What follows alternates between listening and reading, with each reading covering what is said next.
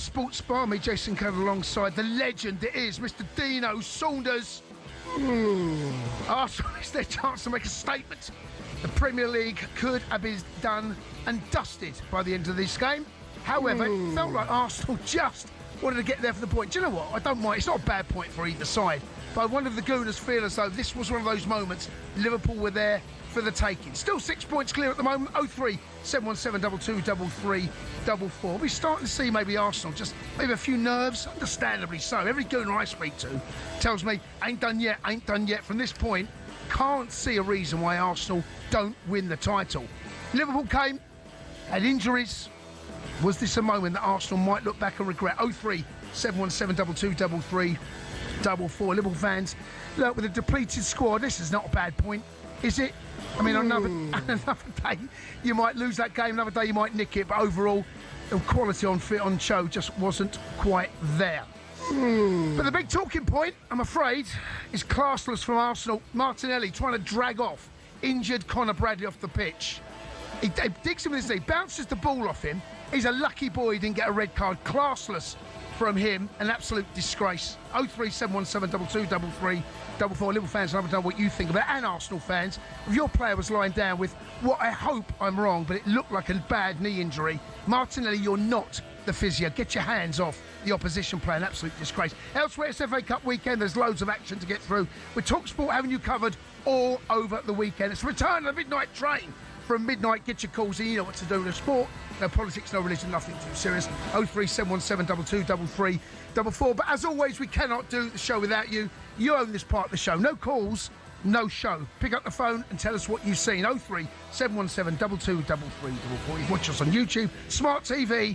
This is the Sports Bar, live here on talkSPORT.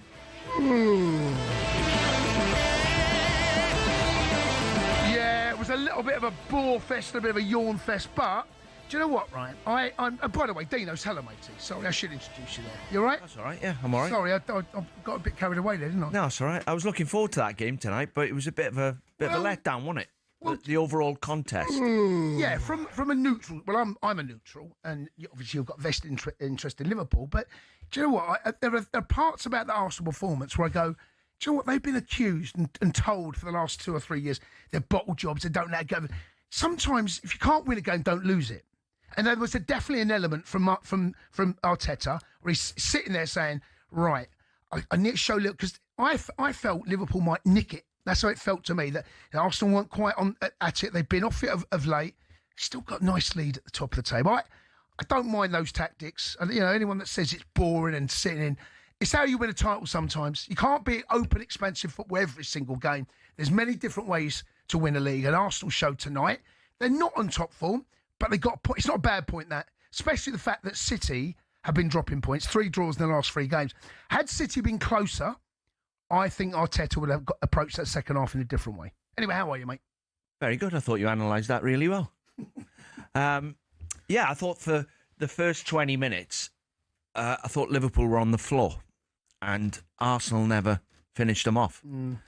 Liverpool sat back, got everyone behind the ball, were really passive in the last third, and Arsenal were about to get through them, but Arsenal's front players have not cut through and finished them off. And then Liverpool, second half, sort of come out a bit more and got the ball out to Frimpong, who played really well, I thought, Frimpong.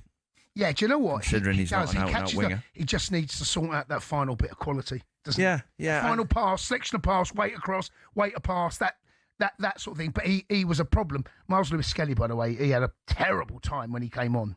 But you know that what you've just said, I think that's said every year on, year out, say about wingers.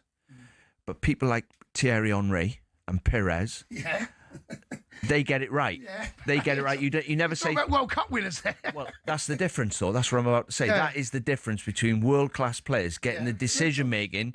Is it a dink to the back post? They pick people out in the box and get it right. Yeah. You find the ones who are just below that, they get it wrong. But Liverpool second half, although they had more of the ball, do you know that is the first time in 16 years Liverpool haven't had a shot on target? What, a whole game? Yeah. Right, that's when you were playing, Dino. 16 years. You played in that game? 2010. No, I was before that. But I think it's a good point for Liverpool. I think Arsenal, like you said, Arteta's got, like, Liverpool are just dropping back into what they call a low block now. They're all behind the ball, and they're going to nick the game on us. So he said, well, what we'll do then, we'll sit in a low block. They do it well, Arsenal. They do it well. We'll nick it on you. Yeah, they're well coached like that, Arsenal. 3 corners they had all game, which is a bit of a... Well done to Liverpool, because they've obviously don't give them any corners, try not to give any free kicks away. Yeah. And then we had a bit of bad taste at the end, didn't we? What did you make of that unsavoury moment? Honestly, right, I thought it was a disgrace for Martinelli. Honestly, that is so unnecessary. I know what he's thinking. He thinks that Bradley's wasting time. You cannot... I mean, it's a red card, by the way. He should have... It's 2 yellows. He throws the ball at him, and then he tries to manhandle him off the pitch. The boy's career could be in the balance. Absolutely disgusting. Disgusting from Martin. Classless, right? Absolutely classless. And the Liverpool players, I saw Canate get involved. Honestly, if I was a Liverpool fan there, I would be absolutely raging. I was amazed that Liverpool players didn't get more involved. But, I hope and pray that Bradley's, it's not as serious as it might be. But for Martinelli there, mate, utterly classless. I'm not a surgeon or a doctor, but it looked to me as if his knee wobbled. His knees wobbled. Hands off him. And, he's injured. He's down in pain. No, this is the problem. Martinelli has judged Bradley by his own low standards, because that's the sort of thing he would do. That's the difference. I'm on about the injury itself, right? When you look at it in slow motion, it looks like if I was going to have a bet now, I think he's damaged his ACL. His knees wobbled, right? Martinelli has obviously not realised that. He thinks he's wasting time. He's thrown the ball at him, yellow card. Then he's trying to drag him off the pitch. Disgusting. It's absolutely disgusting. He should know better. But I'm sure when he realises the state... I hope he's a big enough man to apologise for that. He will apologise. If he's out for the rest of the season, okay, and this is... I hope Martinelli's man enough. In fact, he should just apologise. It's disgusting. Get your hands off an injured player. He's down.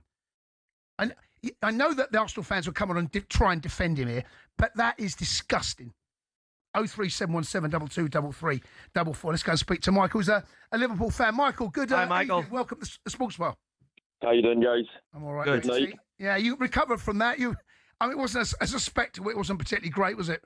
No, I don't think it was. But to be honest, I think it's a very good point for us. To not have a very nice striker, to be in the run of form. I know we haven't lost in 9 games, but we haven't exactly been lighting the world up. And to be that defensively sound, I think it was a brilliant performance. But I'm barely calmed down from Martinelli. Honestly, I think that's one of the most disgusting things I've ever seen in a football pitch. Honestly, get your hands off him. The boy's in pain. Honestly, I was upset by it. And I've got no dog in this fight at all. But that's appalling. I honestly, and I've calmed down a bit, so maybe I'll take this back. But see if Cundy had went up or someone, Gary Neville said it in commentary and said he's amazed no one went up and lamped him. I'd have taken that red card. I'd have stood up and I would have applauded him off that pitch. But honestly, that is, I don't think he can get any retrospective ban, can he? Because he got yellow carded for it. So he did. I mean, Anthony Taylor really had Anthony Taylor. I don't know whether he did when he throws the ball at him at first. And then he puts his knee in his back, and then he tries to drag him off the pitch. And it's not a gentle push. It's a full-on job. I know. Disgusting. It is disgusting. But do you know what? I think the second half, that was a typical Arteta Arsenal performance against one of the so-called big teams, where he wants to not lose it. I know, but you know what, right? I don't mind that. I don't have a big problem with that, because it's about making sure, if you can't win a game, don't lose it. And it wasn't pretty, but they come away. And because City, Dino, have been faltering of late, I think he kind of felt he could do that. It's not a bad point for Arsenal, that. I think he probably thought at half-time, right, I can see how this game's going to go here. They're going to nick this on us, Liverpool.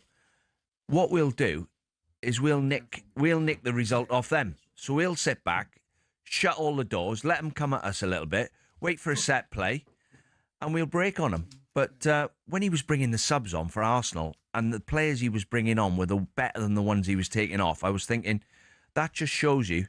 I don't think Liverpool made a substitution, did they? I don't. Other than when it just shows you the difference. When Bradley come off. Yeah.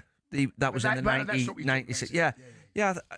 It just shows you the difference in the squads and the injuries. But Arsenal's bench is very. Their squad is excellent. Their squad is they're built and ready to win this Premier League, in my opinion. It's not a bad point for both. 03717 2233. Haaaaas is a gooner. Haaaaas, good evening. Welcome to the show. Hi, Hassan. Hi, Jace. How you doing? You all right, guys? Yeah, good. Very thanks. well. Decent point overall, or it wasn't pretty, but I mean, like you said, rather not lose the game. Yeah. But I think you're being really, really harsh on Martinelli, Jace. No, I'm not. No, I am not. I'll tell you why. Look, the amount of times players fall down to an injury and nothing's happened to them. Yeah, Martinelli does it. Honestly, the hypocrisy coming from you right now.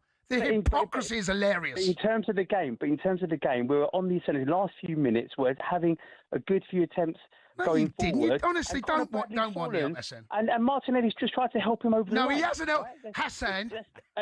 Listen, look, it can be interpreted like that, Jace. He got booked for it. He got booked for it because everybody was surrounding the referee, like he's referee just giving in to everyone. But listen to yourself, Hassan. But the amount of players that fake their fouls, Jace, you know it goes on. Hassan, let the referee referee. Yeah, okay, but it just shows. Look, I'm actually glad to see Arsenal players' reactions like this now because it shows how much it means to them. It's disgusting. And honestly, it's disgusting. It's bad what he's done, but I think he's just read the whole thing wrong. He thinks he's wasting time. Yeah, and he's grabbed him to get off the pitch. He's thrown the ball at him to say, get up. Why is he throwing the ball at him? He's just read the whole situation wrong. Well, he's throwing the ball at him because he thinks he's wasting time. So basically, it's 2 yellow cards then. In fact, he's tried to help him get physio, tried to get him off the pitch so he can get some help. Drop me out, Hassan. He's tried to help him. It can be interpreted like... Listen, you joker. You're a joker. You're an absolute joker. He's tried to help him. Look, I'm disappointed we didn't get something out of the game, but I just cannot believe that Liverpool team that turned up in the second half. I just can't believe it. They stunned us in the second half. Well, it ain't a bad point. Do you think it was Liverpool taking the game, or did Arteta change his tactics and say, let's just sit in there and let them come at us a little bit? I think it might have been Liverpool because they didn't have anything first half. It looked like they were sitting back. They had that chance of Conor Bradley, but then... after that, they didn't really do much. I thought, Saka, when he got, on the byline a few times, I thought that could continue in the second half. But we just looked shell-shocked second half. We just couldn't get the ball. I think the stats were like 75% after about 30 minutes of the second half. And it just, they done a job on us in the midfield for sure. Declan Rice. But the strange thing was, Liverpool never had a shot. Yeah, it looked like they dominated the second half, but they never had a shot. They're good at that, Arsenal. They're really, really good. Well organised. They all drop in together. They press together. Well coached, well organised, really disciplined, hard to break down. And Liverpool saw plenty of the ball, but actually done nothing with it. Any thoughts on that? Is it an opportunity missed? Gooners 03717 223344. Next up, we hear from Arsenal fans and Liverpool fans. We'll also hear from both managers. Alex Crook is over in North London to hear from Mikel Arteta and Arne Slot. You want to listen to Sports Bar? You don't TalkSport, but TalkSport Bet. Download the new TalkSport Bet app today. 18 plus, begambleaware.org.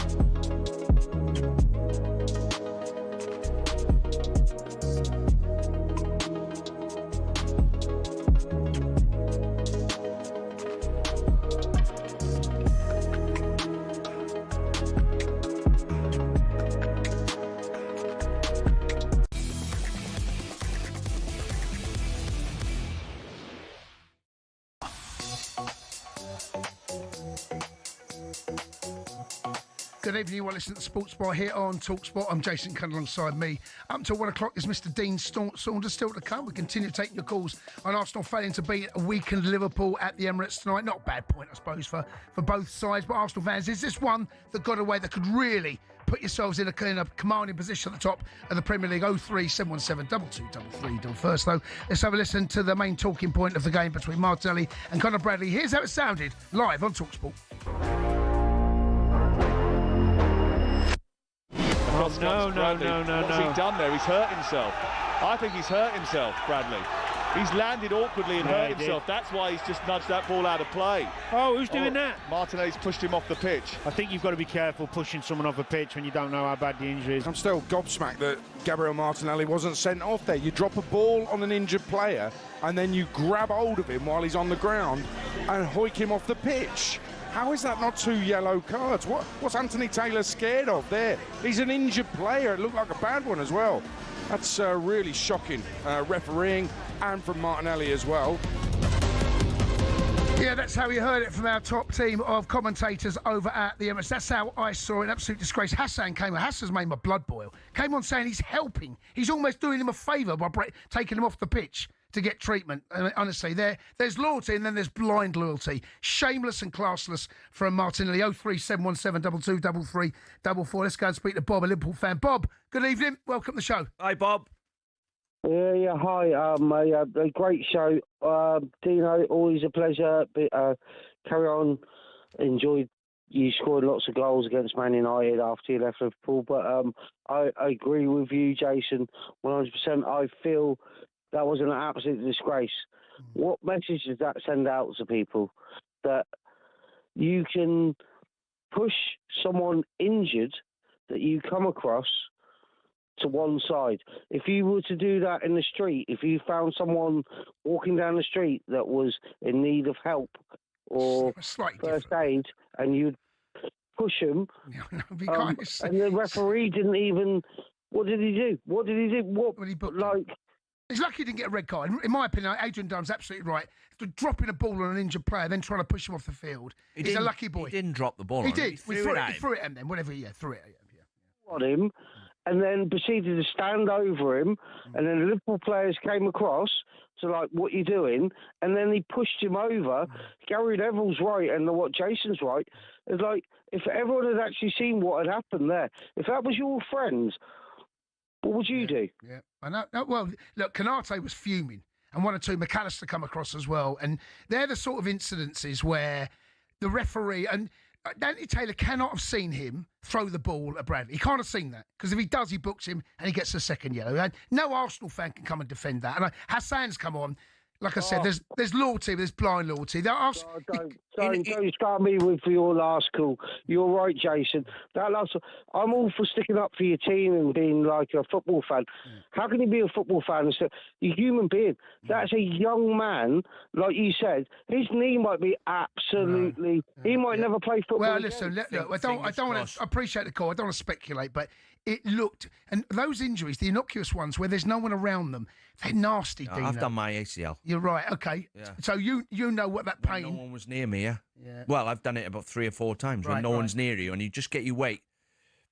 For people out there who don't know what an ACL is, I'll quickly explain. You've got your medial ligaments that stop your leg going outwards, your foot turning out. Mm-hmm. You've got your lateral ligaments on the outside of your knee, which stops it going the other way. And then your cruciate ligaments are a crisscross over right through the middle of your kneecap. And that's when you squat down and twist, it stops your knee from just keeping on going. So that does the twisting bit. Well, once the anterior cruciate ligament is ruptured, if you put your weight on your foot and you stood on one leg and someone touched the outside of your knee would just buckle in. There's nothing holding it. So I cringe when I see injuries like that. But I think he's. I hope I'm wrong. I hope you're wrong as well. I think he's rattled his knee. By the way, I was just going to say to you. So when that incident happened, aren't VAR talking to the referee saying what we saw?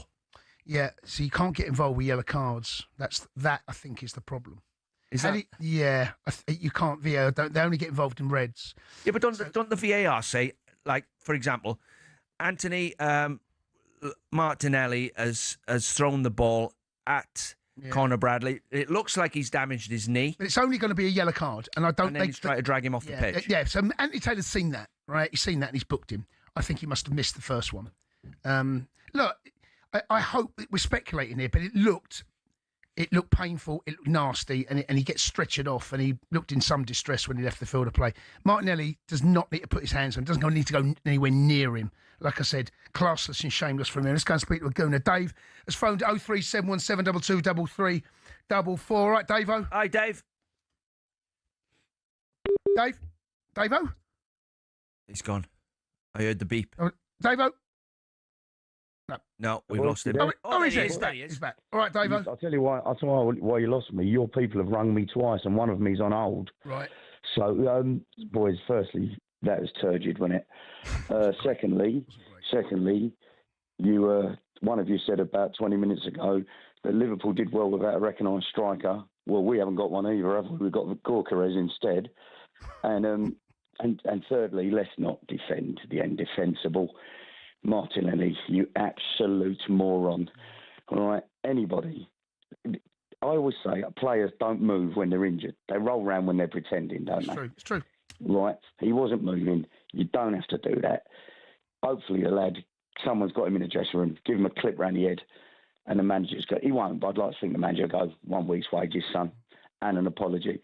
He won't, but that's the way it is. You never know, right? Because, look, he's read the situation wrong, right? He's completely misread it. But I think you need to own it as well. I think you need to own that, Martinelli. Got to hold your hands up. I'm saying that as an Arsenal supporter. The other fella, Hassan, came on early. You can't. He's not helping him off the pitch. It's nonsense, right?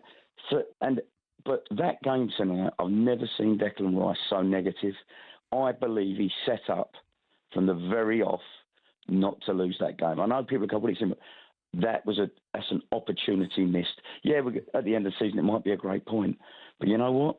It might also not be.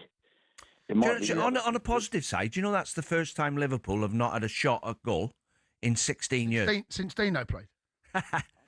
So really, when you look at it from that point of view, it's good from Arsenal that they've restricted Liverpool to no shots on target. As I said before, I think had Manchester City won 2 of their last 3, and the gap between Arsenal and City was closer, I think you would have seen a different Arsenal.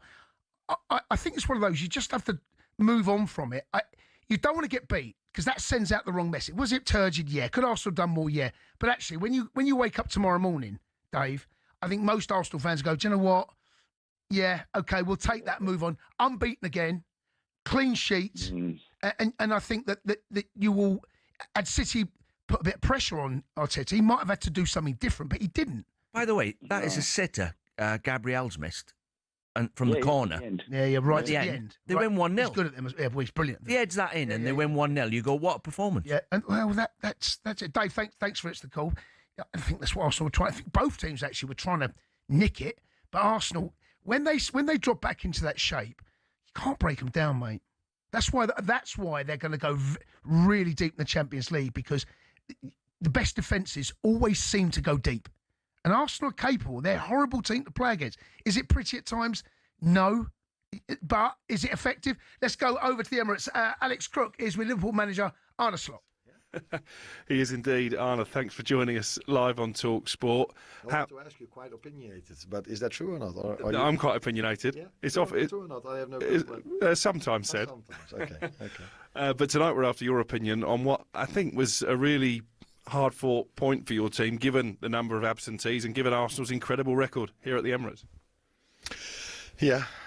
By the way, if you are for the radio, it's expected of you to have an opinion, so you should have one. And now you ask mine. I think we've shown this season every time, except for City away, when there was a ridiculous goal of us disallowed, we've shown that we can compete with any other team.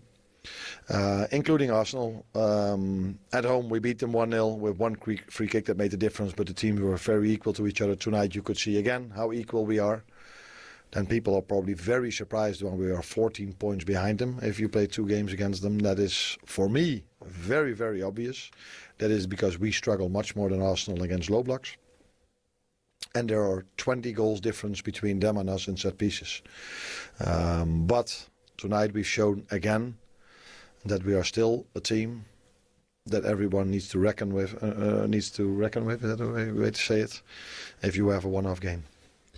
When Frimpong goes through into the penalty area, were you screaming for him to take the shot rather than try and pass it? Was that the big moment in many ways in the second half? Yes and no.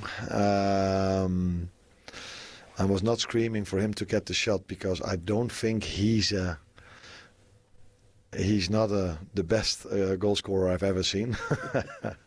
But he's able to score a goal. But I think he's also shown many times in his career that his assists are also something where people maybe know him better about. So, yeah, again, another moment where the execution wasn't perfect. We arrived so many times in promising position throughout this whole season already, but we keep struggling with the right execution or the right choice. So maybe if you square it like this, then it's always a better option to shoot. But it wasn't the only moment where he was threatening, and it wasn't the only moment where we were threatening them. But from all the ball possession we had in the second half, maybe you would hope us to create more, but I know why we don't. One sour note. Conor Bradley going off on a stretcher at the end. Do you fear that injury could be a serious one for him? Definitely fear. Because if a player goes off of a stretcher, you always frighten the worst. But let's stay positive. It's not 100 out of 100 times when a player goes off on a stretcher that it is a long-term injury. So we can only hope for the best. For him, of course, because it's probably now his first season that he's a regular starter with, again, already this season a few injuries as well.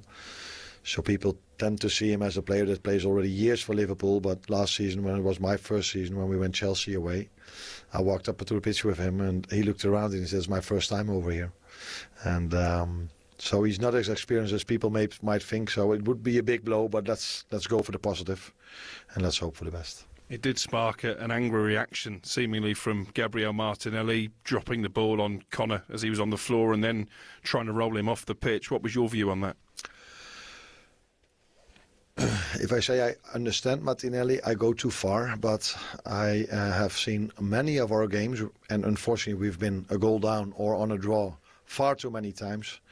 And I've seen constantly players pretending that they are injured, pretending so that they can do time wasting after time wasting after time wasting after time wasting. Gabriel Martinelli doesn't know after 94 minutes with all the emotion that he plays Liverpool and that is a team when they go 1-on-1 to the goalkeeper against Leeds and the player is pulled, that my players stay on their feet.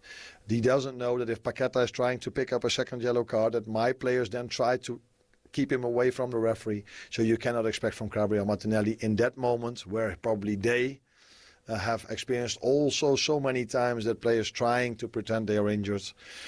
So if Connor would have pretended that injury, I could completely understand Gabriel Martinelli, but I'm 100% sure if Connor has the injury we fear he has, Gabriel Martinelli would have never done that. And he shouldn't have done that. Now it might be a serious injury. But this is what time wasting and diving probably leads to. Arne, thanks for joining us on talkSPORT. Arne, cheers, Alex. There's Alex Crook with Arne Slot. I think pretty honest there from Arne Slot. Yeah, that's how I think most people see it. Yeah. Martinelli's misread the situation completely. He's not the referee. Get your hands off him. He's down injured, but he's right. And this is the modern game. Players will go down and time waste. And Martinelli, I suspect that. Like I said, he's misread it. Right? I get that. Come out and apologise. Come out and you cannot do that to a fellow professional. You can't be doing that for someone's career is in the balance. He doesn't know that. I understand, but you don't try and referee the game, and that for me is classless. Get your hands off him. He's read it wrong, but he spoke well there, I thought. Yeah. And for example, if a goalkeeper goes down injured, and sits, that's a lot. Yeah. And sits on the floor, right? Yeah. And he's ruptured his Achilles. Yeah. I wouldn't be surprised if someone ran up to him and tried to drag him off the pitch. Yeah. Well, they can't. Don't touch it. Learn from this. No, but footballers, you know what I mean, though. Slot is right. Footballers have brought this upon themselves because they like to time waste. They like to kill the game and stand down injured. Let's be brutally honest about this. Every single club has players that have done it. Keep the calls going. 03717 2233 44. Next up, we'll be hearing from Arsenal boss Mikel Arteta after his side drop points at the Emirates. 03717 2233 44. You are listening to Dean Saunders and Jason Cundy on the Sports One with talkSPORT and with talkSPORT Bet. Download the new talkSPORT Bet app today. 18 plus. BigGambleAware.org.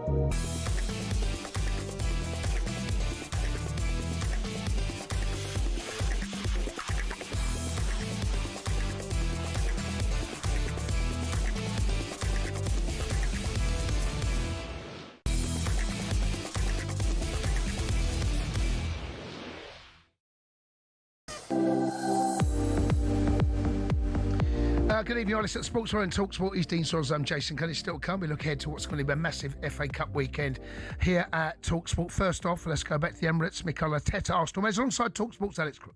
Mikel, a really tight game between two top sides. How do you feel about the 0-0 draw?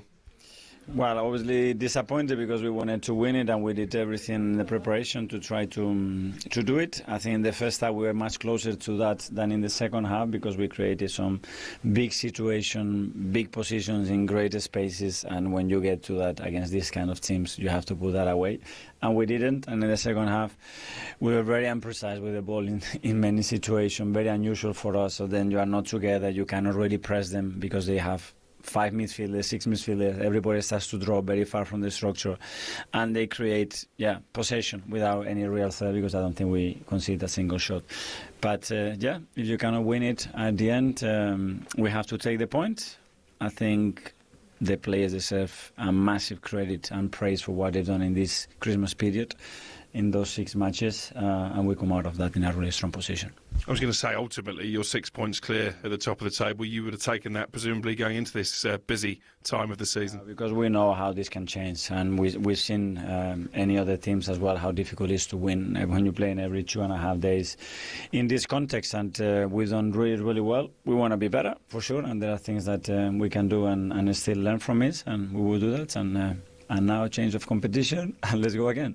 Why do you think you struggled to create opportunities in the second half in particular? Was that about how well Liverpool defended, or were you just slightly out of your rhythm tonight? First of all, because they are a really good side. Obviously, they are the champions, so huge respect for that, and you have to give them that. And then because I think we were very poor, especially in the first 4 or 5 passes to create the right overloads and the right spaces to hurt them like we've done in the first half. There was a big incident at the end of the game where Conor Bradley has gone off on a stretcher. TV replays seem to show Gabriel Martinelli threw the ball at him as he was on the floor and then rolled him off the pitch. Do you have a view on that? No, I haven't seen him, but knowing Gabby, I'm sure there is no intent. I hope Conor is well and nothing happened there. Mikel Arteta there, the Arsenal manager, with Alex Crook reflecting on that. Dino, I think both managers were pretty honest about it. You know, Mikel Arteta could have won it, could have lost it, you know, if they go out their shape and go chasing a game. And that's the fear. Like I said, the fact that City are stumbling and tripping allowed Arsenal to be a little bit more measured tonight. And like I said, I think it's a good point for both, actually. Yeah, not too much damage done for both teams. No. Liverpool 9 games without losing. You can see nobody on the bench really that can really transform the game. No strikers, amazingly, when they were queuing up 3 months ago to get a game. No Ekitike, no Isak, no Salah. And they've gone to Arsenal, and before the game they would have took a 0-0. Yeah, I'm sure. Yep. The only thing I'd say, although they've gone 9 games without winning, I think it's dawning on us, and I hope it turns out to be wrong, that the players that have come in are not as good as the ones that have left. And there's too many players left the club who could do a job. You know, you win the title. Not many teams win the title and let 8 players go. And I'll name them for you. Who would come into the team, either start or do a job in the Champions League, or they could fill in for a couple of games and wouldn't let you down, wouldn't cost you the game. Tsimikas, Quansah, Trent, Harvey Elliott. He might come back, by the way. Not this season, is it? He's got to go somewhere. By the way, he could go back to Liverpool, couldn't he? But he'd probably end up going. Yeah, that's a strange one. You've got, unfortunately, Jota. We know the reasons behind that. Nunez, Diaz, and Andy Robertson's not playing. When you think about it, all them players, it's a huge amount of change. They'd all play tonight. Yeah, it's a huge amount of change. All of them would get a game tonight. Yeah. So they've gone. And Kelleher. So when he also stepped in, he done a job. The fact that you've got Isak and Ekitike's been good. All right, he has been very good. The fact that you've got the injury and Salah's away, you know, any team is going to struggle with those 3 players missing. Well, Diaz is better than Gakpo. Fact. Diaz goes round the outside of you. For me, Liverpool's problems from where they were. Salah don't get the ball. I know he's not played well himself. He's missing Trent's quarterback, range of disguised passing, which he would hit him from everywhere. Yeah. He'd also hit Diaz's chest from 60 yards away, diagonal, early. Van Dijk would hit Salah's chest with diagonals. When's the last time you've seen Van Dijk hitting a diagonal? Liverpool have turned into Man City and started playing total football without mixing it up. Liverpool used to mix it up to the point where people started calling them like direct. They would hit long passes which bypassed 6 players. And if it stuck on Salah's chest, which it did because Salah and Mane were strong and Diaz was strong, if it stuck, great. They're getting at the fullback. If the fullback gets there before them, they would pick the second ball up and then they've only got 4 players to score past instead of 11, the way they're playing now. So there's a bit of that going on, and I think they miss Trent. I think the 2 centre-halves miss Andy Robertson and Trent playing alongside him. That's why they don't look the same type of player as they were. That's fair. Yeah. I think in midfield, Harvey Elliott's infectious enthusiasm when he comes on used to make a difference. Nunez, believe it or not, we all thought there was a player in there. He could miss a chance when we thought there was no possible way of missing. Yeah. He come off the bench and scored more goals in the last 10 minutes in the Premier League than anybody last season. So he made an impact. So there's lots of reasons why, but I think the main one we're worrying about is the players who've come in are not as good as the ones who've left.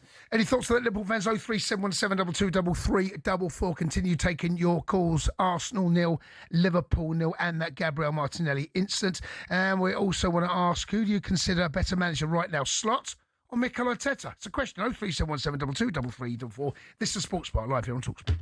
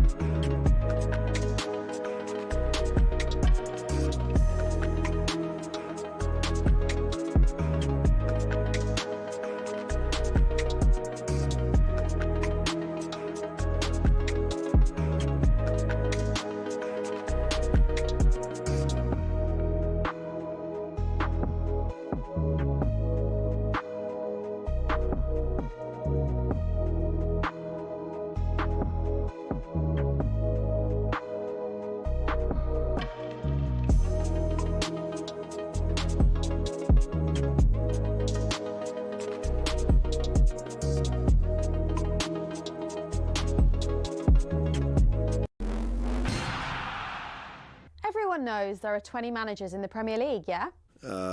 Well, actually, no. Around 3/4 of them are not managers. The terms manager and head coach are often used interchangeably to describe Premier League bosses, but they're actually two different jobs. So let's explain how and why. For years, fans referred to Mikel Arteta as Arsenal's manager, but I'm afraid technically... I don't think so, no. From his first day on the job, he was the Gunners' head coach. Let's pick a random moment in time, February 2025. Only 6 Premier League bosses actually held the official title of manager rather than head coach. Man City's Pep Guardiola, David Moyes of Everton, Ipswich boss Kieran McKenna, Southampton's Ivan Juric, Oliver Glasner at Crystal Palace and Leicester's Ruud van Nistelrooy were the only actual managers of their respective teams. Everyone else? That's right, head coach, including Ruben Amorim at Man United. He took over from Erik ten Hag, a man who had held the title of manager. Might come as a surprise that Amorim's appointment marked the first time ever that Man United had a head coach instead of a manager. But to understand why they made that decision, you also have to get what the difference is between a head coach and a manager. A manager's got a huge range of responsibilities. They're not just in charge of training and player lineups, they're also heavily involved in player sales and transfers. Critical stuff. But a head coach's role is far more focused on team training and performance on the pitch. So whereas Ten Hag was highly involved with decisions around transfers during his tenure, the intention was that Amorim wouldn't be, at least not on the same level. And as the sporting structure at Man United changed under Sir Jim Ratcliffe, people like Sir Dave Brailsford took charge of transfers instead. How all those roles play out in practice may be slightly different at different clubs though. On the other hand, the contracts of actual managers like Pep or Moyes had no limits on their job role and their involvement with transfers and contracts. But those guys are actually in the minority now, and it's a change that's happened pretty quickly. In 2019, there were only 6 head coaches in the Premier League, but by 2025, there were 14. A clear indication that more and more clubs are moving towards a model where the guy in charge is actually only really in charge on the pitch. And the way things are going, it might not be long before all 20 clubs have got head coaches, and the job position of football manager in the top flight is no more.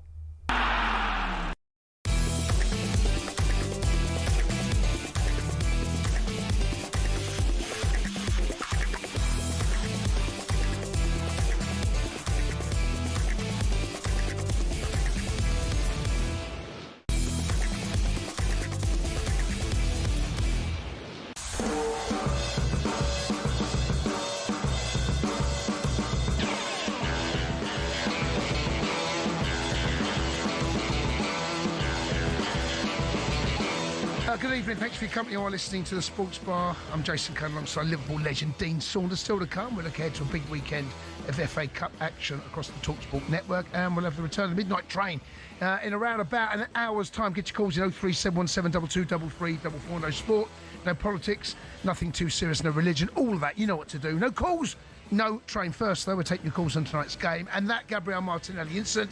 Let's remind ourselves how it sounded right here on talkSPORT. No. What's he done there? He's hurt himself. I think he's hurt himself, Bradley. He's landed awkwardly and hurt himself. That's why he's just nudged that ball out of play. Oh, who's doing that? Martinelli's pushed him off the pitch. I think you've got to be careful pushing someone off a pitch when you don't know how bad the injury is. I'm still gobsmacked that Gabriel Martinelli wasn't sent off there. You drop a ball on an injured player and then you grab hold of him while he's on the ground and hoik him off the pitch. How is that not 2 yellow cards? What's Anthony Taylor scared of there? He's an injured player. It looked like a bad one as well. That's really shocking refereeing, and from Martinelli as well. Yeah, Agent Durham, Danny Murphy summing up that incident towards the end of the game. My interpretation is that Martinelli's misread the situation incredibly badly, but you cannot be doing that. You cannot be touching a player who's down, injured, appalling in my opinion, classless as well. Let's go and speak to Theo, who's a Liverpool fan. Theo, good evening. Hi, Theo. You all right, guys? How you doing? Very well, mate. Welcome to the show. What do you want to say? Yeah, I just wanted to sort of comment first of all on how sort of weird it was how Liverpool played and how Arsenal played, and the fact that it was almost a bit of a role reversal to what happened earlier on in the season, and sort of Arsenal coming at Liverpool and Liverpool almost sitting a bit more deeper, whereas earlier on in the season it was the other way around. I thought Liverpool were much better than Arsenal for most of the game, particularly more in the second half when they were going at Arsenal. I thought Frimpong was looking sharp again, just sort of lacking in the final third and lacking the sort of final pass. And then the incident at the end, I thought Martinelli was very lucky. It was very good sportsmanship. And really, in that scenario, the first thing he should have done is just checked whether Bradley was feeling okay, rather than trying to get on with the game. And do you know what, though, Theo? I don't know whether you heard your manager on a slot talk about that, and I think he summed it up very well. The problem you've got is that footballers now will go down feigning injury to waste time, because the time of the game, I can only imagine that Martinelli felt that Bradley was trying to time waste, right? And they brought this on themselves because of the conduct of players. And I'm not going to point anything. Every club does it, right? They manage the clock. The managers will also sometimes instruct them to do it if they're winning 1-0, maybe down 10 men, and they're trying to close the game out or get something out of it. So I can understand when Martinelli, or why Martinelli's done it, because he feels frustrated. However, you can't do that. And it looks worse, the optics of it, because it looks like Bradley's done a serious knee injury, and that. Get your hands off him. Do not be touching a player like that. Manhandling a player when he's down injured is unacceptable. I'm sure he'll apologise, Jace. Yeah, when he realises what he's done. He will feel terrible now. I'm hoping. He'll apologise. Yeah, I can understand why he's done it, but it's a red card, isn't it? Well, the throwing the ball at him and then both. Throwing the ball, 2 yellows. He's a lucky boy to be on the pitch. Let's go and speak to Paul, a Liverpool fan. All right, Paul? Hi, Paul. Paul, good evening. Are you there? P-Dog? Paul? Hello, yeah, hello. Yeah, you're through. There you are, mate. So you woken up. Having a little kip? Oh, sorry, gents. That's all right, mate. I have 3 points in relation to the Martinelli incident, and you people have obviously played the game at the highest level. Martinelli did 3 things. One was the foul. He then subsequently stands on him. He throws the ball at him, and then he pushes him. That's 4 things, actually. What I'm most disappointed about, from a Liverpool fan's perspective, is the players' reaction to it, Liverpool players' reaction to it. Apart from Canati, he's the only person that gets involved. And I thought that showed a lack of commitment, a lot of team ethic, and a lot of passion from Liverpool that I think has been evident throughout the season. I think Martinelli's behaviour is appalling. But I think Liverpool's team reaction should have been far greater than it was. And I think if you two gentlemen who've played the game at the highest level would have had a much more greater reaction from a teammate than Liverpool had. But they did react. McAllister and Slobbersley were on the scene. They did, in fairness to them too. Yeah, and also what you don't want to get a red card. I don't know if those players were on yellow card. You don't want to pick up a second. Yeah, I don't know. I thought the reaction from Liverpool players was all right, actually. I thought they got round, tried to protect him, then Jesus has come in, then Alisson's come running 30 yards from his goal line. I kind of thought, actually, Liverpool's reaction was all right. McAllister's on a yellow as well. Yeah, you can't see that. But he did go after him. Yeah, no, they did. Without actually putting their hands on him, which immediately would have led to a... I thought there was going to be a full brawl. Well, it was on... It teetered on that, didn't it? It looked like it might explode there. I thought Liverpool's... I thought it was all right, actually, their reaction, Liverpool. Well, bear in mind, nobody knows how badly injured he is. Yeah, you can't be dragging players off the field. No, what I mean is... Can't be doing that, mate. If the Liverpool players knew how badly injured he was, I'm sure they would have gone absolutely berserk. I thought their reaction was all right. Let's go and speak to Guna. Roberto has dialed 03717223344. Roberto, welcome to the show. Hi, Roberto. Hi there. Yeah, Arsenal fan. Yeah, fuming a little bit about Martinelli. But, to be honest, but Dean, do you remember all that time ago with Paul Elliott with that tackle? So is that okay to slap?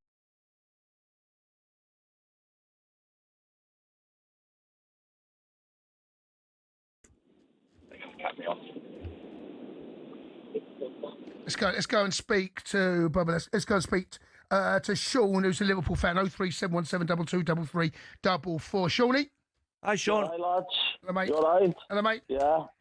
Have you got your seatbelts on? Because I'm strapped in here. Mate, I've had enough. Right, let's just say the first instance that That Michael, who was on the first caller, saying that was a brilliant performance in the second half. Mate, that was at least you'd expect as a Liverpool Football Club. It was pathetic. I'm sick to seeing sideways passes at the start of the season. Yeah, we were conceding goals, but it was exciting to watch.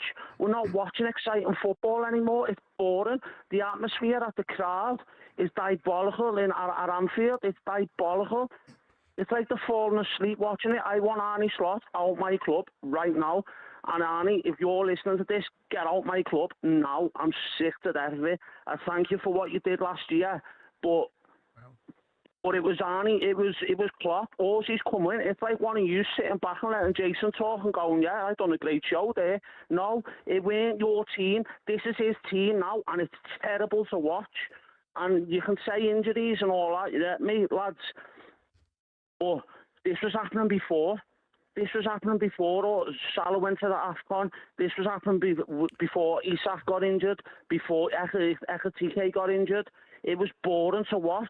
Well, from my point of view, right, they are turning, the style is turning a bit into the way Man City play, where you never hit a ball from back to front. They just keep the ball and they play through the thirds. And you know what? It's slow as well. It's slow as well. There's a lack of tempo about and you look at, I mean, Salah's not getting the ball. They miss Trent. Trent could hit Diaz's chest from 60 yards away 4 or 5 times a game. Van Dijk would hit diagonals 4 or 5 times a game. So I understand what you're saying. It's gone a bit slow. Isn't it amazing how one man, Pep Guardiola, because everybody copies him, has turned the Premier League football games into everybody in one half the pitch? Yep. Well, I think Pep, actually, the reason that we're seeing slightly more Route 1 football and set pieces have become a huge thing. I think Pep is you've got to come up the way. Managers will find a way, a formula to try and get an advantage, because you're not going to outpass most of these top teams. So other teams, and I'm going to say Brentford, because they're the ones that leap off the page for me, set pieces, find a way. They find a way to circumnavigate what they can't match Man City because they're going to outplay. So they find another way. Yeah, but have a think why teams are scoring from long throws and corners. Why? Why do you think that is? Because there's absolute chaos in the box, and it's direct. Do you know what I think it is? So we've you just poo-pooed me. Yeah. Well, I have. This is my opinion, which I think I'm right. Right. We've spent the last 10 years coaching kids, defenders in academies, how to play out from the back, and we've binned players out of academies for a different player who can play out from the back. The lad who can defend and head it, who's not very good on the ball, has been binned out of the academy. So now you've got back fours who can't head the ball out the box. They can't do the basics. So there's a weakness. It's part of the game, right? But they've got a weakness. So managers have gone, right, they've got 4 brilliant defenders, these teams, coming out, but they're not very good at, they can't deal with balls on top of them. But Arsenal deal with it in both ends. Arsenal both deal with it defensively. They're top of the league. And that's Arsenal why. Score goals defensively with headers, But that's why they're top of the league. Yeah. Liverpool have conceded so many goals because they've got 2 players who can head it, Van Dijk and Canate. Mm-hmm. So teams miss them out on purpose, and they pick Kirkes out, and they pick Connor Bradley out, or they pick out Frimpong, who they can't head it. That's it. There you go. So they throw the ball wherever. And also, it's the second ball as well. It's the second phase of it. The second ball. That's the killer ball. The first one causes chaos. It's about winning the second ball. And if you don't win the second ball, then chaos does ensue. How do you stop conceding goals from set plays then? Well, stop giving throw-ins away. Keep the ball. Don't give. I mean, if Arsenal, one thing you do not want to do is give them a corner, right? Yeah. Don't want to give them corners. Try not to concede free kicks from wide areas and corners. But you know what's going to happen, don't you? So the best way to stop it is to sign players who can head it. So you think I might have a career now? No. So what'll happen is there'll be a full circle, right? Of teams won't be as good at playing football, but they'll be more stronger.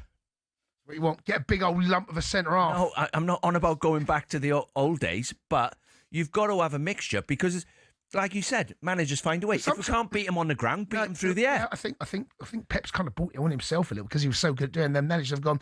Arteta was the first I can remember that really utilised set pieces, and he set this standard. By the way, other teams have followed it. Arteta was ahead of the curve from set pieces. Jason, we've been doing that for years. No, we have, but in the modern game, set pieces have kind of been phased out a little bit. Certainly. But anyway. We'll have a chat. Any thoughts to that? 03717223344. You want to listen to the Sports World and talkSPORT. With talkSPORT Bet, download the new talkSPORT Bet app today. 18 plus, BigGambleAware.org.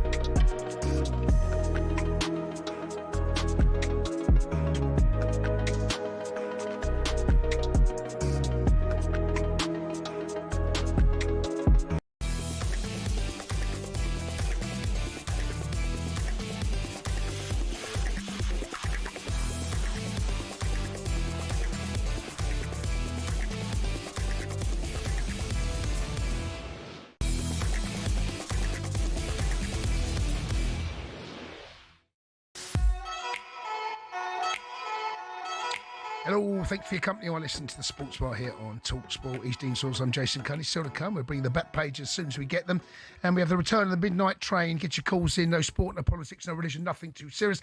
Other than that, within reason, gang, anything goes. First, though, let's head back to your calls and Arsenal dropping points at the Emirates. And here's a stat for you on tonight's game I've just been given. Alisson had 5 times as many touches as Victor Gyökeres tonight. Alisson 40, Gyökeres had 8. I mean, look, goalkeepers have more touches of the ball now because of the way the game is set up. But 8 touches. 8. E-I-G-H-T. 8. Do you know, as a winger or a striker in football, same in rugby. Have you heard him in rugby saying that we need early ball out the scrum? No, the backs. The backs Right, need go the on, ball. I early. trust you, Dino. Yeah, the backs need the ball early. Right, okay. Like so, wingers in football. You're a bit of a rugby fan, are you? Yeah. What's I was happened to brought- Wales? I was then? brought- Welsh rugby team, mate. They've gone, haven't they? Jason, my lovely boy. The Pontypool front row when I was growing up. Bobby Windsor, Charlie Faulkner, Graham Price, Jeff Wheel, Mervyn the Swerve, Merv Davis was number 8, Gareth Edwards, Phil Bennett, Ray Gravel, You could be making this J.J. up. Williams, Gerald Williams, Gerald Davis, and J.P.R. Williams fullback. Right. That was the team in the 70s. What a team. They won everything. I remember some of those names, yeah. JPR Williams, yeah, I remember. Phil Bennett, Barry John before him. Big Baz. And then along come Jonathan Davis. Because they could defend a set piece, them boys. You wouldn't run into any of them. Anyway, so strikers, including myself, I want the ball early. I want early crosses. I'm 10 stone 10. I can't compete with big centre halves. 12 stone 10. So I want, I like Gyökeres and Harry Kane, as a strike. If I ask them now, they're not getting the ball early enough. Well, the way they set up, it was hard for Arsenal second half to get out. And he made up an extra man in midfield. He was sometimes, he's a centre forward. He was in the midfield third, wasn't he? I would say to Arteta, if I was Gyökeres, I think you've signed the wrong player. I would say to him, if you think I'm going to do damage. Everyone's sometimes got to do a job they don't want to do. And some, It's every week. Well, yeah, I mean. You don't get a kick of the ball. Yet the centre-backs, I think there's a stat, is it Van Dijk's had the most touches in the league? Centre-backs do in the modern game. In the modern game, ridiculous. Lewis Dunk, there was a stat up saying Lewis Dunk had the most touches, I think. That's the modern game. Do you know, Jason, just Go on, like, mate, I know go. you're a defender, right? This is how football works. Good players at the back. Very good players in midfield. Artists up the front. And the lad with no coordination, stick him in goals. That's how football is. So why do you want all the nuggets on the ball at the back? Look, I've said this. Get the many ball times. to the people who can play. It does feel as though we're moving slightly away from that, but I've always said you're asking the worst player technically on the pitch, which is the goalkeeper, to take the most riskiest passes at times. And no wonder sometimes he pass out the back and they give the ball away. Let's go and speak to Gab. Gabby is an Arsenal fan. All right, Gab? Hi, Gab. Do you know what? We haven't even addressed it. Happy New Year, Cundy. Happy New Year, Gab. Yes. You still say it. You still say it. It's only 8 days. Go on, mate. Yeah, of course we can. I think it's day 10 we got to stop saying it, and it really New did. Year's resolution for me, don't get the hump. Go on. Just don't get the Oh, hump no, as I much. heard that. Yeah, I heard that the other night, Saunders. Yeah. I Try not to get the hump. A new Dino, Well, listen, Try, yeah. Listen, Dino, right? My mate next to me and me, we've got the hump because we got absolutely drenched going down to the Emirates tonight, right? I'm just about to drop Steve off. He's 64 years old. All right, Steve. He wore leather pants. Leather pants. No, not leather pants. Don't go there, please, Cundy. He wore leather boots, shoes tonight, and it was the worst mistake ever. Yeah. And I tell you what, Did he see the weather report? Well, he did. I mean, we all got apps on our phone now. Just open up an app and just find out what the weather's like. He's 64. He's like Dino. He's not concentrated on the weather. You know what I mean? I'm not 64. That's a bit harsh. No, but you're. I got the hump now 61, already. Dino. You're 61, Dino. Come on, mate. Come on. Yeah. I know your age, but and then he had someone go through the back of him on the way down the stairs. I mean, I was about to call VAR on that. I thought that was Martinelli as long as he's okay. As long as he's all right. What you need in these conditions, going to the football, you need a pair of Claire Rainers on, don't you? Yeah. For a bit of grip. Yeah. Or your golf shoes. You can't turn up in a pair of tool pickers, can you? Like the leather, slippery There's no shoes. such thing as bad weather. It's bad clothes. Yeah. Well, look, guys, in Go on then. regards What to do you the want to game, regards to the game, we didn't see the incident, right? He will come out and he apologise. But as I think, listening to Slot, I must admit that's got to be one of the most calm and, you know, he didn't go in on him, the same as Dino didn't. I think you've gone a little bit OTT tonight, Cundy, on the poor boy. I don't feel I have, actually. I don't feel I have. No, because we didn't see it, so I did. can't overly say. I've seen it. Because I was in the gods of the clock end, and we couldn't see it, yeah. But he'll hold his hands up. But you, as a Chelsea player and a Chelsea fan, some of the stuff you guys have got up to over the years, And right? Spurs. Yes, thank you, Dino. He played for Spurs as well. Yeah, yeah. And some of the stuff that got up to over the years, I mean, everybody has a rush of blood, and I just think he's going to look back at that, Mo, and he's going to say, do you know what? I've let myself down. Ever so sorry, Conor Bradley, and I hope you make a quick recovery. And that should be that put to bed. Yeah, I know. I've said that. I have said that. I have said he's misread the situation. But when you see it, when dirty player, not. No, he should have been sent off. He should have been sent off. But you know what you said about the yellow card for throwing the ball at the head? I remember Haaland throwing the ball at... Yeah, but I mean, honestly, the whataboutery, don't talk about an instance. Forget that. That's not what we're talking about, right? He should have received a yellow card for that as well. So one doesn't make it right, okay? Both should have been a yellow card. Martinelli's reaction to a player who's down in clear pain, and you know, when you've got... I retire with a knee injuries, right? So maybe I feel for Bradley because... You know, he could be out the game for a year. Don't know how bad it is. That's where I'm coming from.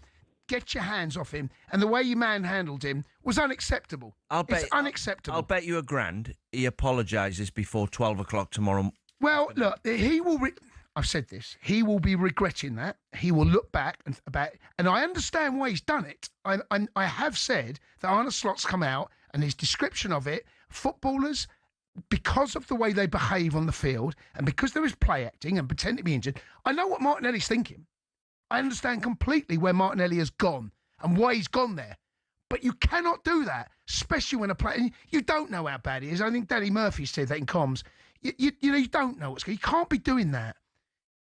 These players are worth multi-million pounds. You can't be...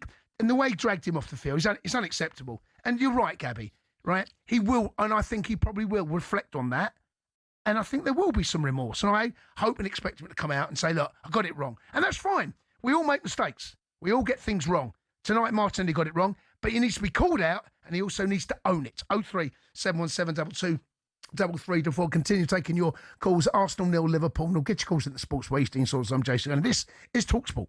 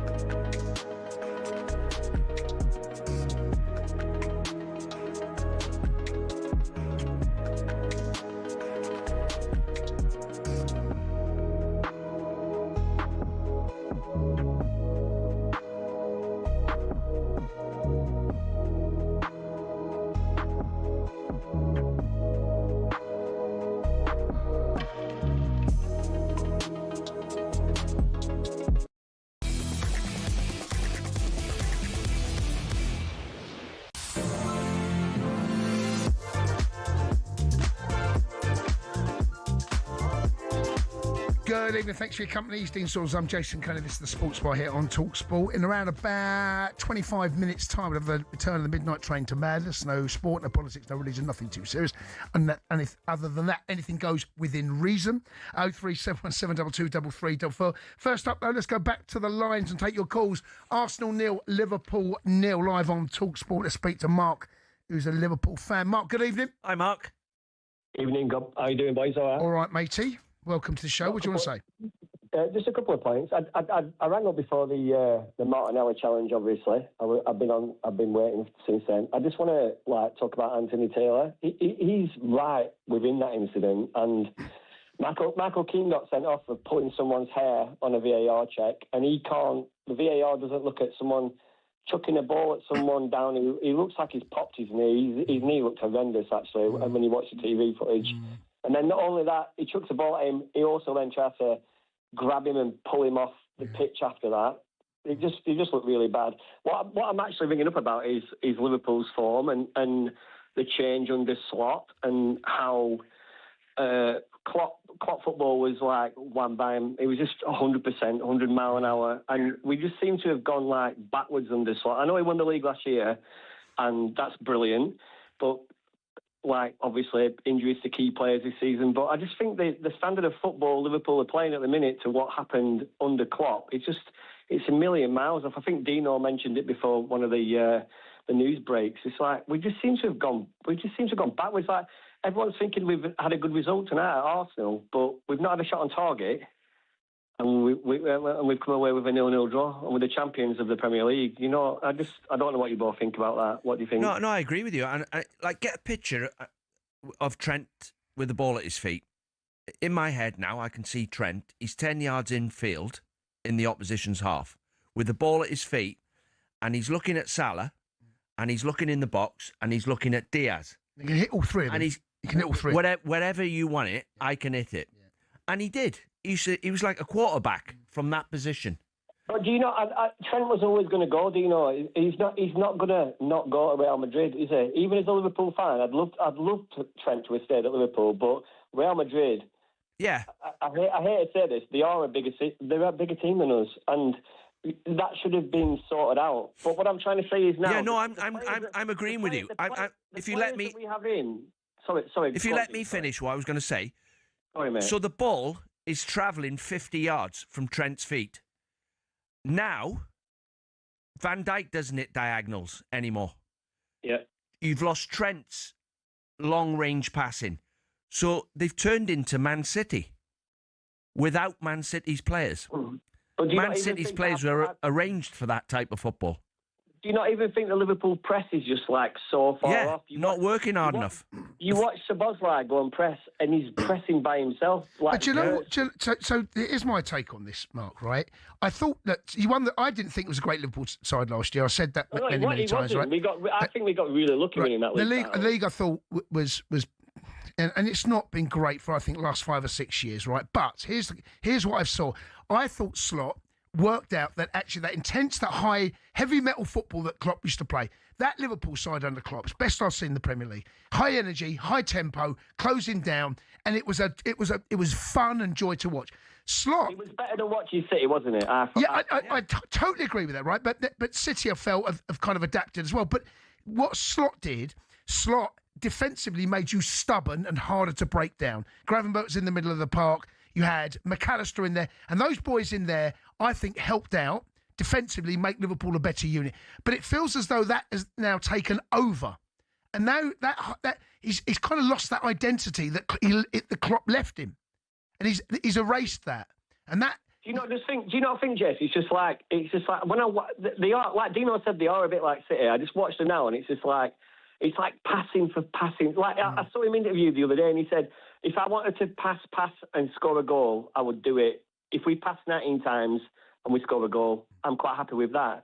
Well, fans don't really want to watch that. Fans want to watch attacking, aggressive football. And I think watching Liverpool at the minute, I watched them against Leeds. I've watched them all season. Like, we set off really well this season, and then it's just gone. But I don't know if we did start off that well, actually. I think the results... Well, we did. We think we won the first I know, 6 or 7 games, didn't we? but the results were better than the performances, and you got away with it. Fair enough, but we did. Yeah, your results were good. Results were good, but you were scoring a lot of late goals. But and I Jason, felt that papered over the cracks. It's a fact, right, that Liverpool do not get in behind you anymore. They're not getting in behind teams like they were. Diaz used to get in behind you. Nunez used to get... Jota would get in behind you. Always seems to come inside. Salah would get in behind you. On the outside. Gakpo comes in field, yeah. So they do. Frimpong tonight is the first player I've seen going past anyone. They're not going... And I don't mean hit... Don't get me wrong, in long balls. It's a long pass, accurate pass, where you bypass 6 of their players. Speak to Jack. Jay's a gooner. All right, Jay? Hi, Jay. How we doing, lads? All right, Jay, Stino? All right, Jay. How we doing, all right? Yeah, happy New Year, bud. What do you want to say? First things first, best wishes to King Kev. Let's get that out of the way before we talk about anything else, mate, you know? Yeah. I hope the geezer's all right, so let's, put things into perspective, lads. Right, now, the Martinelli scenario, absolutely disgusting, but why was he put in that position? Because we're 0-0, and Arteta don't have a clue. Jace, I'll keep ringing you up, mate. The geezer hasn't got a clue. We're at home tonight. They got no strikers.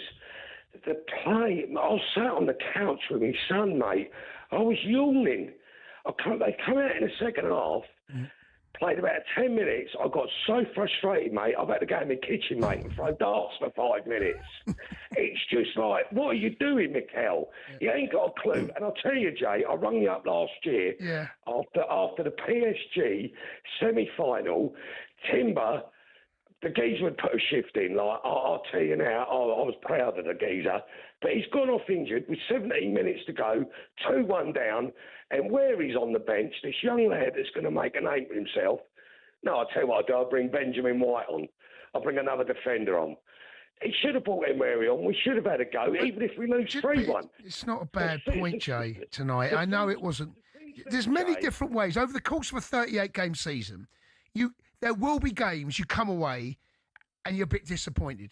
You ain't lost it. It's not as bad as Villa away when you should have drawn that game and late last-minute winner for Villa. That's not happened tonight. And Man City, as I said, they're not putting the pressure on, and I think that allows Arteta to go in and be a bit more pragmatic and say, we'll take a point. At the end of the season, now I still cannot see past Arsenal. At the end of the season, no one's going to look back on this game and go, God, what about that stinkfest against Jay? No one's going to say that. Jay's got a point, though. It's Jay, isn't it? Yeah, he's got a point, hasn't he? Because you wouldn't have got Liverpool at a lower ebb than tonight. Yes, you're right. And the Arsenal fans might feel, if they don't win it, this might be a game they look back on and go, wow, we had a chance there. But if they do win it, no one's going to look back on this game. When you got the ammunition on the bench that he had, Arteta there. Well, he did make some changes. He did. He bought an essay. They're all Olympic sprinters as well. The ones he's got on the bench. He's bringing them on. They're getting quicker and quicker. They were very, very passive, Arsenal. Very passive in that second half. Arteta's... Liverpool have played with no striker. Yeah. So they've gone for a 0-0 draw. They've not had a shot on target. No, First time. Yeah, but Liverpool looked they were making the running, but they weren't good enough to break them down. I think Mark Arteta knew that. He knew that Liverpool do not have the ammunition to hurt us, to score the goal. So Jay's got a point, hasn't he? No, he's got a point. But I'm saying they should have gone for the throat. Yeah, I think at the end of the season, I think this will be one of those. If Arsenal don't win it, then yes, this will be one of those games you look back and go, oh, great, remember that? Yeah. But if they do, no one's going to come back and say that. Let's go and speak to who else we got. Let's go and speak to... no, we're going to keep taking the calls. 03717223344. Before we move on to the back pages next, we have to talk about some terribly sad news that we received last night. As former Leeds United and Wales midfielder Terry Yorth died, sadly, at the age of 75, following a short illness. Now, Dino, I know you knew Terry and had some involvement, obviously, with the Wales team. I heard you was on breakfast. You were talking about it. Yeah, I had a shock this morning. I went to bed last night like all of us. I watched Sky, and it come on about Martin Chivers passed away. Yes, yeah. And then it come on about Kevin Keegan being ill with cancer, and I thought, shocking. We lost Joey Jones not long ago, Welsh legend. And Scott rang me from talkSPORT, Scott, one of the bosses, and said, I thought he was going to say to me, would he come on and talk about the Liverpool-Arsenal game? Because have you heard the news about Terry Yorath? And I went, oh, don't tell me. And he said, yeah, he's passed away. So it was a bit of a shock this morning, gutted. And then I start thinking, Terry, great player for Wales. You remember the Welsh kit where the stripe, They used to go, was it the yellow stripe used to go on into the red. the shorts. Was it over red? Yeah. Yellow and green. And Coventry had the similar. Yeah. Well, Terry, there's lots of pictures over the years, and Terry's always the one that's had the picture taken in the shorts and the kit. Got 50-odd caps for Wales, captain 42 times. And when I've been with Graham Souness a lot, obviously, in my career, and I've asked him, was there anybody that used to stand up and was harder than you? And he said, Terry Yorath. Never took a step back against me. Good footballer as well. Obviously won the league with Leeds. He's a good player. But Terry was hard as nails. And as a manager, he was my manager. He was my manager for Wales. And I owe him a lot, really, because, the team we had at the time, he managed the team. He had Peter Shreves as his assistant. And it was me and Ian Rush, Mark Hughes, Gary Speed, Clayton Blackmore, Mark Bowen, Ryan Giggs, Kevin Ratcliffe, Neville Southall. We had a team. How come that Bowen. team didn't do more? Because that team there is... It's harder to qualify there. Wow. That's sometimes team. We seem to get Germany and Holland in the group and only one team qualify. Pat Van Den Hau's well? Pat Van Den Hau left back, yeah. And he got us close. We missed a penalty against Romania. And he managed the team. We beat Brazil in Cardiff. Terry was the manager. We beat West Germany in Cardiff, and Terry was the manager. 1-0 rush, he scored. And everybody loved him. All the players loved him. We couldn't wait to get there. We all loved him. Hard as nails. Didn't say a lot. Peter Shreves was in charge of training. And Terry just come over. And I remember him coming over to me and said, you keep doing what you're doing and you'll always play for me. Don't worry about it. That was it. That's all he ever said to me, really. And we all liked him. So in his life, he had a lot of tragedies as well. He lost his son, Daniel, when he was 15. Imagine, he's playing football with him in the garden. Imagine this as a dad. And he's died from that sudden heart syndrome that they're still trying to get to the bottom of it. And it affected the whole family. He's got another son and 2 daughters. Obviously, Gabby was an Olympic athlete, now broadcasting, so it affected his whole family. And I don't think Terry ever got over it. Not only that, he was involved in the fire at Bradford. That's right, he was, yeah. And he had to pull his family out of the director's box, out of the director's lounge, and get them outside. So he had a lot of things to get over in his life, and I thought he'd got over it, but I don't. I think he died. He passed away and he died, and all these things would have been going through his head. But and that's a bit of a sickener, and I'm gutted, really, because even when I was at Bradford, when I was 36, 37, Terry was the coach with Paul Jewell. So he played a big part in my career. He was at Swansea as manager. So he managed a few teams. Loved to bet on the horses. Loved a game of golf. And he loved being the manager of Wales. And correct me if I'm wrong, somebody, I think Terry was on 45 grand a year. And we missed the penalty against Romania to qualify for the World Cup. And he asked for 48, and they sacked him. He only asked for 48 grand. He won't imagine as manager of Wales. Now, imagine that now. And he took us to 27th in the world from where we were, and we ended up sliding in a couple of years. We slid to 80th, but it's a sad loss. And we were talking this morning, Jace. It's like someone every day. Yes, well, it does feel as though the older I get, I certainly know more people that have either got ill or certainly had some tragedy in their life. But everyone here at talkSPORT goes out, our condolences go out to the family and friends of Terry Yorath. And yes, we're all thinking of you. Next up, though, we're going through the back pages.